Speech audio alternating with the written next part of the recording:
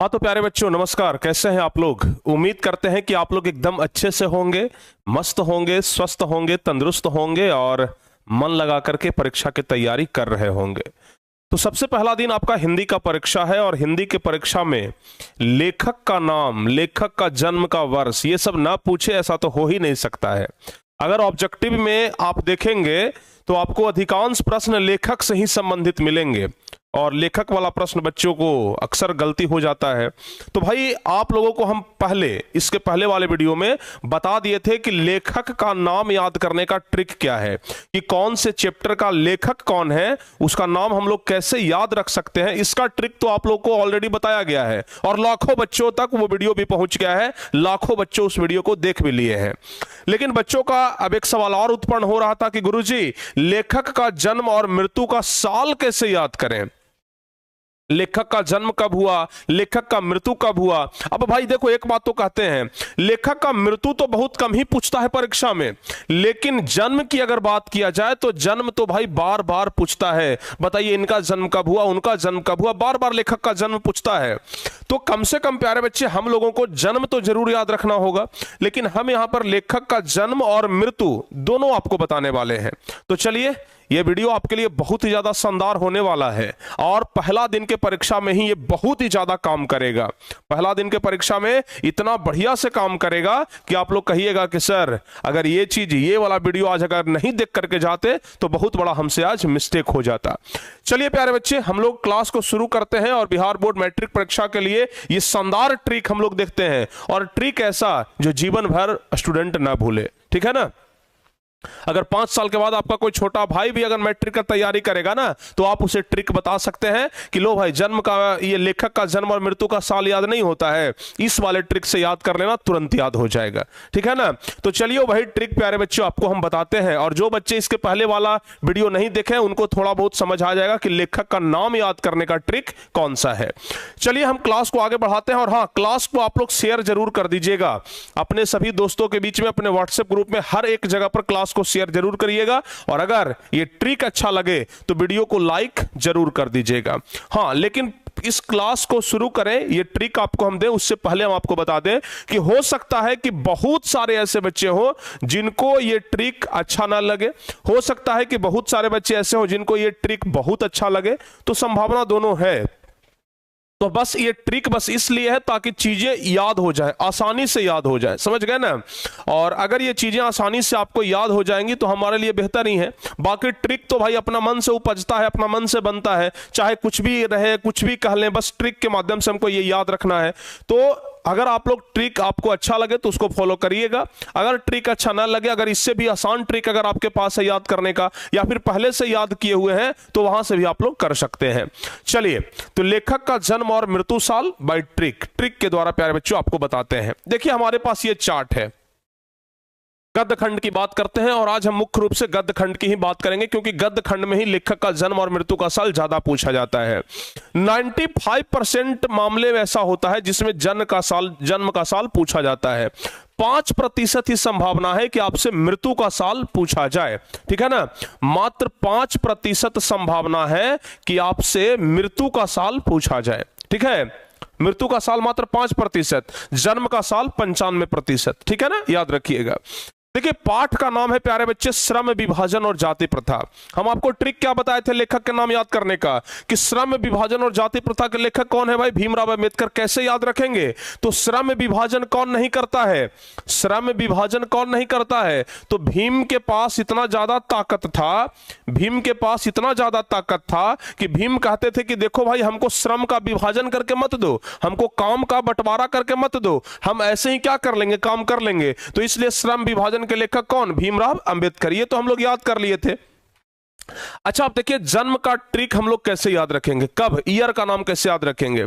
सबसे पहले अगर हम लोग पूरे गद्य खंड की बात करें, पूरे गद्य खंड की बात करें, तो एक चीज आपको कॉमन देखने के लिए मिलेगा, सिर्फ 3 ही लेखक ऐसे हैं, सिर्फ 3 लेखक ऐसे हैं जिनका जन्म 1800 के पहले हुआ है, बाकी सभी लेखक का नाम 1900 के बाद हुआ है। ठीक है ना, सबसे पहले ध्यान रखिए, जिसमें भीमराव अंबेडकर, इनका जन्म 1800 से पहले हुआ, एक मैक्स मुलर है जिनका जन्म 1800 से पहले हुआ, और एक महात्मा गांधी है जिनका जन्म 1800 से पहले हुआ। यानी कि सिर्फ 3 ही लेखक ऐसे हैं जिनका जन्म 1800 से पहले हुआ है, बाकी बाद जितने भी सारे लेखक हैं उनका जन्म 1900 के बाद हुआ है। तो सबसे पहले क्या करेंगे, जन्म का ईयर लिखने का तो सबसे आसान ट्रिक है, सब में हम 19 लगा देंगे, ठीक है ना, सिर्फ 3 को छोड़ करके। 1891 भीमराव अंबेडकर को, मैक्स मुलर को और गांधी जी को। भीमराव अंबेडकर, मैक्स मुलर और गांधी जी, इसको भी याद रखने का एक ट्रिक है। सिर्फ जो लोग प्यारे बच्चे आजादी की लड़ाई में थे, ठीक है ना, जो लोग आजादी की लड़ाई में थे उनका जन्म 1800 से पहले हुआ। जैसे गांधी जी आजादी की लड़ाई में थे, 1800 से पहले जन्म हुआ। ये भीमराव अंबेडकर 1800 से पहले जन्म हुआ, और एक मैक्स मुलर का नाम याद रखना है। तो पहला ट्रिक तो आपका ऐसे ही लग गया। एक चीज तो आपको कंसेप्ट समझ में आ गया ना कि पूरे गद्य खंड में सिर्फ 3 ही लेखक ऐसे हैं जिनका जन्म 1800 से पहले हुआ है, बाकी सबका जन्म 1900 के बाद हुआ है। तो 3 लेखक में पहला तो आ जाएंगे ये भीमराव अंबेडकर, दूसरा महात्मा गांधी, 2 तो याद हो गया, तीसरा मैक्स मुलर याद कर लीजिएगा, ठीक है ना। मैक्स मुलर भारत से ही संबंधित है, यानी कि ये भी देश की आजादी से न कह लीजिए, ठीक है ना। तो ये प्यारे बच्चे 3 लेखक 1800 से पहले, बाकी सब 1900 के बाद। तो एक चीज तो कॉमन है, 19 हम सब में लगा देंगे, देख लीजिए 19 सब में लगा देंगे। अब बस हमको 2 अंक याद रखना है, ठीक है। अब हमको ओनली टू डिजिट याद रखनी है, यानी कि यहां पर इसके बाद 2 अंक, इसके बाद 2 अंक, इसके बाद 2 अंक, इसके बाद 2 अंक, मतलब आप देख रहे हैं सब में 19 लगा हुआ है। सिर्फ अब हमको 2 अंक याद रखना है, तो खेला बच गया है अब सिर्फ 2 अंक का। अब हमें ये 2 अंक कैसे याद रखना है, और इसी के लिए प्यारे बच्चे ये ट्रिक बनाया गया है कि आप इस ट्रिक की मदद से ये 2 अंक याद रख सकते हैं। तो एक चीज तो याद हो गया ना कि सिर्फ 3 लेखक ऐसे हैं जिनका जन्म 1800 से पहले हुआ, एक भीमराव अंबेडकर, दूसरा महात्मा गांधी और तीसरा मैक्स मुलर, और बाकी सबका जन्म 1900 के बाद हुआ है। अच्छा अब देखिए, अब आपको हम ट्रिक समझाते हैं। जैसे है भीमराव अंबेडकर, ट्रिक क्या, कैसे याद रखेंगे कि इनका जन्म 1891 में हुआ है, कैसे याद रखेंगे, इसका एक ट्रिक है। देखिए आमतौर पर अगर कोई नॉर्मल व्यक्ति है तो उसका वजन अगर 18 साल में हम लोग निकालेंगे तो बड़ी तो 50-60 किलो होगा। अगर कोई एक नॉर्मल व्यक्ति है, नॉर्मल बच्चा, जैसे आप ही लोग, आपका उम्र हो सकता है 14-15 साल रहे, 18 साल वाले लोगों का उम्र कितना होगा, 18 साल वाले उम्र के लोगों का वजन कितना होगा, 40, 50, 60 किलो, 70 किलो।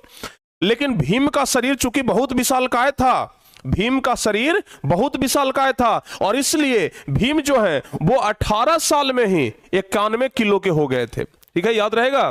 भीम जो है वो 18 साल में ही कितने किलो के हो गए, 91 किलो के हो गए। ऐसे ही भीम नहीं थे, नॉर्मल आदमी 18 साल की उम्र में 50-60 किलो के होता है, लेकिन भीम जो थे वो 18 साल की उम्र में ही 91 किलो के हो गए, ठीक है। तो याद रह जाएगा ना, भीम 18 साल की उम्र में 91 किलो, तो 1891, ठीक है। ये आपका पहला चैप्टर का ट्रिक लग गया। 18 साल की उम्र में 91 किलो, तो जवाब हो गया 1891, याद रहेगा। चलिए अब अगर बात किया जाए कि मैक्सिमम एक आदमी कितने किलो तक, मैक्सिमम एक आदमी कितने साल तक भीम बना रहेगा जी, बूढ़ा हो जाएगा तो ये उसको भीमे जैसा ताकत रहेगा, नहीं ना, 50, 55, 56 साल तक बहुत तो रहेगा, तो भीम जैसा शरीर उसका रहेगा, भीम जैसा ताकत रहेगा, तो मैक्सिमम 56 साल तक, ठीक है। तो मैक्सिमम 56 साल हम मान करके चलते हैं, ठीक है ना, 56 साल तक। तो 18 साल की उम्र में 91 किलो वजन हुआ, तो 1891, और 56 साल तक क्या वो भीम के जैसा एकदम कार्य करते रहा, तो एकदम 1891 और 1956। पहला ट्रिक यहीं से समझ में आ जाएगा, थोड़ा सा इस पर और विचार आप लोग करिएगा और बेहतर समझ में आएगा। अब देखिए दूसरा चैप्टर है 20 के दांत। 20 के दांत याद करने का ट्रिक क्या बताए थे 20 के दांत किसमें पाया जाता है, सांप में। 20 के दांत पाया जाता है सांप में, और अगर सांप काट लिया तो आपका शरीर जो है वो पूरा पड़ जाएगा नीला, नलिन से हो गया नीला, समझ गए ना, तो सांप नीला हो जाएगा। अब जरा देखिएगा, अगर सांप काट लिया ना, एक चीज तो कॉमन है कि सब में 1900 होगा, अब 1916 होगा कि 17 होगा कि 20 होगा कि 27 होगा, ये सब तो याद करना है। तो अगर 20 वाला सांप काट लिया तो कम से कम 16 दिन तक आपको हॉस्पिटल में भर्ती रहना पड़ेगा। अगर 20 वाला सांप काट लिया तो कम से कम आपको 16 दिन तक हॉस्पिटल में भर्ती रहना पड़ेगा, ठीक है ना। 20 वाला सांप जैसे गेहूमन सांप काट लिया तो 16 दिन तक हॉस्पिटल में भर्ती रहना पड़ेगा, उसके पीछे कोई गुजारा नहीं है। तो 1916 हो गया, ठीक है ना। 19 तो हमारा कॉमन था, सब में है, और बाकी हो गया 16। याद रखिएगा 20 वाला सांप काटेगा ना तो 16 दिन तक हॉस्पिटल में भर्ती रहना है, तो ये बाबू 16 दिन तक, ठीक है ना। अच्छा एक चीज देखते होंगे, सांप जब काटता है ना तो काट करके वो उलट जाता है, उलटता है तब उसका दांत निकलता है। तो सांप काट के उलट जाता है, तो उलटन हमको उल्टाना है। यहां पर क्या है, 16 दिन तक हॉस्पिटल में भर्ती रहेगा, ठीक है। क्यों भाई, तो क्योंकि सांप काट करके उलट गया है तो इसको उलट दीजिए, तो 16 है तो इसको 61 कर दीजिए। देखिए पहले 1 बाद में 6, हम क्या करेंगे, पहले 6 बाद में 1 कर दिए, ठीक है ना। तो सांप काटा तो 16 दिन में सांप काटा तो 16 दिन तक हॉस्पिटल में भर्ती रहे। क्यों भर्ती रहे भाई, तो क्योंकि सांप काट के उलट गया था, ठीक है ना। सांप काट के उलट गया था तो 20 शरीर के अंदर चला गया, तो यहां पर कर देना है 1916, और मरे कब, तो 16 का उल्टा तो 1961, ठीक है। मृत्यु कब हुआ, 1961, तो ये हो गया 1916 और ये हो गया 1961। याद रहेगा, याद रहेगा, हाँ 1916 1961 याद रहेगा ना। चलिए दो को तो हो गया जी, पहला चैप्टर और दूसरा चैप्टर का ट्रिक तो आप लोग समझ गए। अब तीसरा चैप्टर है भारत से हम क्या सीखें। तीसरा चैप्टर क्या है, भारत से हम क्या सीखें।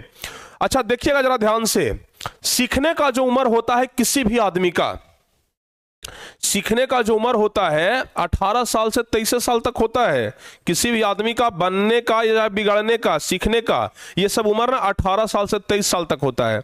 अगर 18 से 23 साल की उम्र में आप बन गए तो अच्छी बात है, बिगड़ गए तो पूरा जीवन बिगड़ जाता है। तो सीखने का उम्र 18 से 23 साल, ठीक है ना, 18 से 23 साल तक सीखने का उम्र। तो भारत से हम क्या सीखें, तो सीखने का उम्र कितना है बाबू, सीखने का उम्र कितना है 18 से 23, तो 18 से 23 हो गया। सीखने का उम्र 18 से 23, तो ये हो गया 18 से 23, याद रहेगा ना। सीखने का उम्र 18 से 23। मैक्सिमम लोग कितना साल तक सीख सकता है, अरे वायु तो भाई मैक्सिमम 100 साल तक जीवित रहेगा, ठीक है। तो मैक्सिमम 100 साल तक वो सीखेगा, यानी कि 1823 सीखने का उम्र 18 से 23, तो 1823 हो गया। मैक्सिमम 100 तो 1900, ठीक है ना। मैक्सिमम कब तक सीखेगा, 100 साल तक सीखेगा, तो ये हो गया 1900। कैसा लग रहा है ट्रिक, ट्रिक आप लोग को कैसा लग रहा है जरा एक बार बताइएगा। ट्रिक आप लोगों को कैसा लग रहा है जरा एक बार बताइए आप लोग फटाफट से। अच्छा लग रहा है ना, बहुत बढ़िया, बहुत बढ़िया लग रहा है ना। चलिए आगे, नाखून क्यों बढ़ते हैं, नाखून क्यों बढ़ते हैं। अच्छा ये बताइए, नाखून जो है वो 1-2 दिन बढ़ता है, नहीं ना, नाखून सप्ताह में 7 दिन बढ़ता है। नाखून जो है वो सप्ताह में 7 दिन बढ़ता है प्यारे बच्चे, ठीक है। तो नाखून कब बढ़ता है, सप्ताह में 7 दिन तक बढ़ता है। तो जवाब होगा नाखून 7 दिन बढ़ेगा तो हो जाएगा 07, समझ गए ना। 19 तो हमारा कॉमन है, सब में है, बाकी नाखून कब बढ़ता है तो 7 दिन, सप्ताह में 7 दिन बढ़ता है, तो नाखून 7 दिन बढ़ता है, तो जवाब हो गया 1907। अच्छा मैक्सिमम नाखून कब तक बढ़ सकता है, 80 साल तक व्यक्ति जीवित रहता है, 80 साल तक, ठीक है ना। तो जवाब हो गया 80 या 79, ठीक है ना, 79-80 याद रखिएगा, तो हो गया 79, ठीक है। ऐसे मृत्यु का साल हम कहते हैं कि अगर न भी याद करिएगा तो काम चल जाएगा।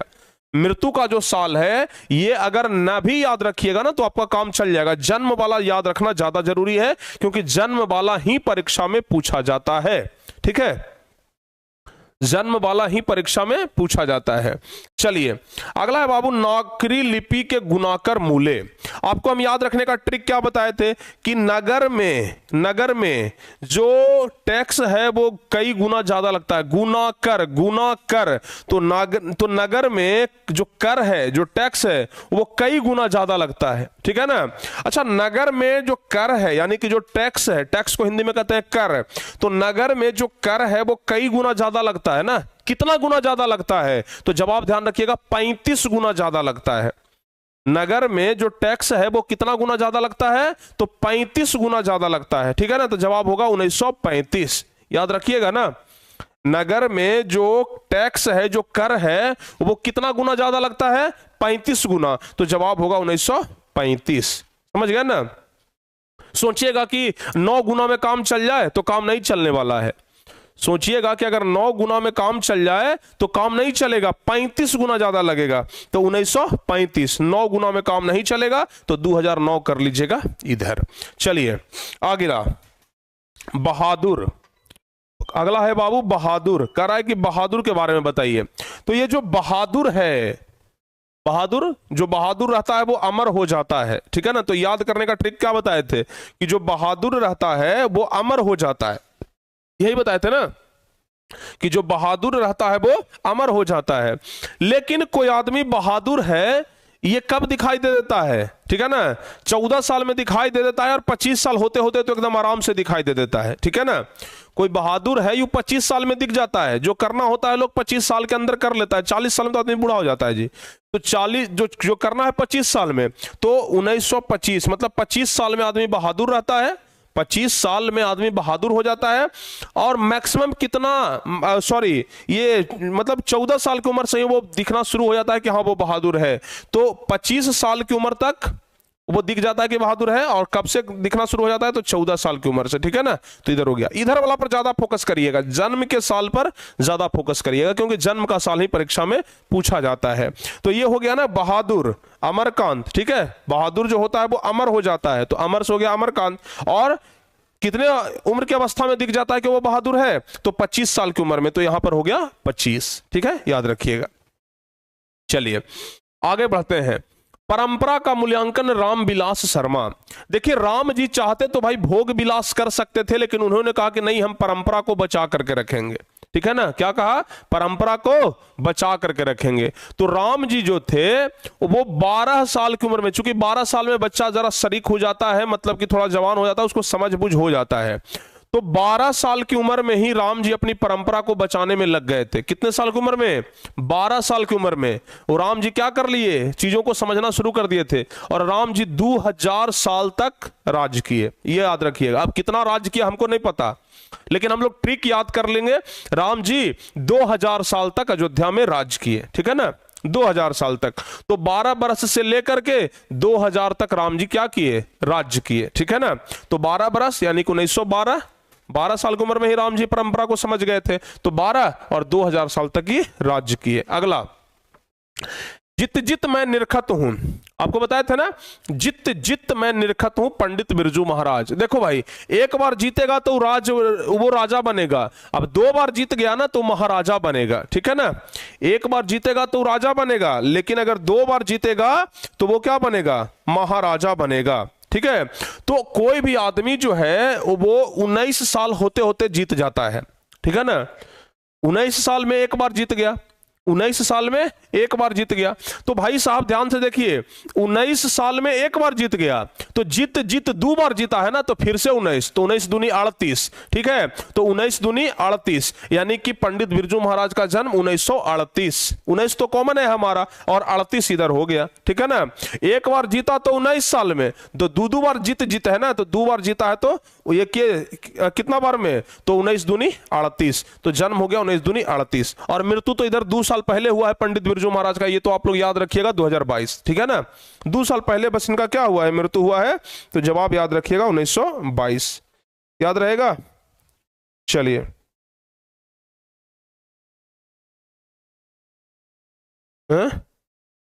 क्लियर हो गया बाबू, आगे बढ़ते हैं। अब देखिए, जित जित में निरखत हो गया ना, अब है आविन्यो। आविन्यो, अशोक वाजपेयी। अविन्यो का क्या होगा बाबू, अशोक वाजपेयी।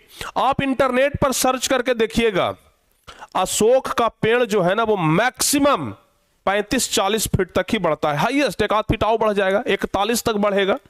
अशोक का जो पेड़ है वो हाईएस्ट 41 फीट तक बढ़ता है, उससे ज्यादा नहीं बढ़ता है, ठीक है ना। तो अशोक का पेड़ 41 फीट तक बढ़ेगा। कितना फीट तक, 41 फीट तक बढ़ेगा, ठीक है। एकदम याद, ट्रिक से याद रखिएगा, अशोक का पेड़ कब तक बढ़ेगा, 41 फीट तक। अच्छा, मृत्यु का साल नहीं है, 3 में हम मृत्यु का साल नहीं दिए हैं, इसका मतलब यह हुआ या तो ये लेखक अभी जीवित है, या तो किताब में इसका चर्चा नहीं है कि ये कब मरे हैं, समझ रहे हैं ना।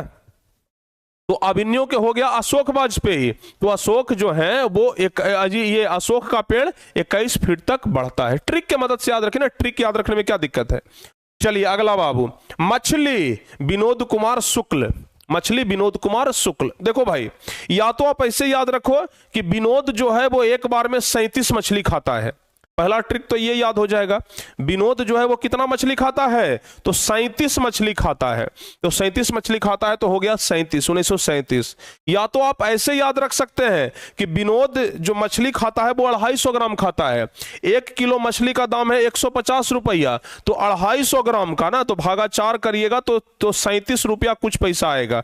यानी कि अगर विनोद अकेले 250 ग्राम मछली खाता है, मछली का दाम है 150 रुपये किलो, तो लगभग 37 रुपया के मछली खा जाता है। तो या तो 37 रुपया के मछली खाता है या तो 37 को मछली खाता है। तो ऐसे करके याद रखिएगा कि मछली विनोद कुमार शुक्ल, और विनोद कुमार शुक्ल 37 मछली खाता है। तो विनोद अगर 37 मछली खाता है तो 37 हो गया, 1937 हो जाएगा। ठीक है ना। चलिए अगला है नौबत खाने में इबादत। एकदम शानदार ट्रिक, जीवन भर नहीं भूलिएगा भाई, ठीक है ना, जीवन भर नहीं भूलिएगा। अगला है बाबू की नौबत खाने में इबादत। अच्छा, नौबत खाने में इबादत, देखिएगा जरा ध्यान से। नौबत खाने में इबादत, यतीन्द्र मिश्र। 9 व्यक्ति को हम लोग बुलाए थे खाने में, खाने के लिए हम लोग 9 व्यक्ति को बुलाए थे, और 9 व्यक्ति को 7 बार पूछे कि अरे खा लो खा लो खा लो, लेकिन 9 व्यक्ति जो है वो एक बार से ज्यादा नहीं खाया। हम सोच रहे थे कि भाई 7 बार खिलाएंगे, लेकिन एक बार से ज्यादा नहीं खाया। तो 7 बार पूछे ना, तो यहां पर 1977, 7 1977 याद रखिएगा, 1977, 7 1977 हो गया। अच्छा, उसके बाद गांधी जी, तो गांधी जी का तो सबको ऐसे ही याद रहता है, उन्हें 1869 में जन्म हुआ और 1948 में उनका मृत्यु हुआ है। ठीक है ना, तो गांधी जी का तो ऐसे ही याद रहता है, इसको तो कोई दिक्कत ही नहीं है। गांधी जी का तो ऐसे ही याद रहता है बाबू, कोई दिक्कत नहीं है। तो कुल मिलाकर के ये 12 लेखक का नाम आप लोग जरूर याद रखिएगा। ठीक है ना, हाँ 12 लेखक का नाम आप लोग जरूर याद रखिएगा। फिर से बता देते हैं हम आपको, फिर से बता दे क्या, फिर से बता दे, या फिर से बताने से बढ़िया है कि आप लोग वीडियो को ही एक बार दोबारा रिवाइज कर लीजिए। वीडियो को ही एक बार आप लोग दोबारा रिवाइज करके देख लीजिए, पुनः एक बार देख लीजिए। सभी बच्चों से रिक्वेस्ट है कम से कम 2 बार इस वीडियो को देखिएगा। ठीक है ना, तो 2 बार देखिएगा तो आपका पूरा मामला सेट हो जाएगा। ठीक है, तो इस वीडियो को आप लोग 2 बार देखिएगा, पूरा एकदम जो लेखक का ट्रिक है आपको समझ में आ जाएगा। उसके बाद गद्य खंड वाला प्यारे बच्चे ट्रिक नहीं बना है। गद्य खंड या तो आप अपने मन से कोई ट्रिक बना लीजिए, या तो आप ऐसे ही याद कर लीजिए। ठीक है ना, गद्य खंड का ट्रिक बनाना थोड़ा सा मुश्किल है और समय भी बहुत ज्यादा लगेगा, तो इस वजह से इसका ट्रिक नहीं बन पाया है। फिलहाल आप लोग लेखक का नाम पूरा याद कर लीजिए, लेखक का जन्म साल याद कर लीजिए, मृत्यु साल याद कर लीजिए, इतना में आपका लगभग काम हिंदी में चल जाएगा। ठीक है ना, तो उम्मीद करते हैं कि ट्रिक आपको एकदम बढ़िया लगा होगा। कैसा लगा है ट्रिक एक बार जरूर बताइएगा कमेंट करके। ये ट्रिक आपको कैसा लगा है एक बार जरूर बताइएगा कि हाँ सर हमें ऐसा लगा है ट्रिक। ठीक है ना, तो ट्रिक आप लोग हमें जरूर बताइए कि कैसा लगा है। अगर बढ़िया लगा है तो वीडियो को लाइक भी जरूर करिएगा, शेयर भी जरूर करिएगा, और जितने भी सारे आपके दोस्त हैं उनके पास जरूर बता दीजिएगा, शेयर कर दीजिएगा ना, जिनको जिनको नहीं याद हो रहा है सबके पास शेयर कर दीजिए, सब लोग सीख जाएंगे। ठीक है, और मिलते हैं प्यारे बच्चे फिर इसी प्रकार के और अगली क्लास में, अगली वीडियो में। तब तक के लिए जय हिंद, धन्यवाद।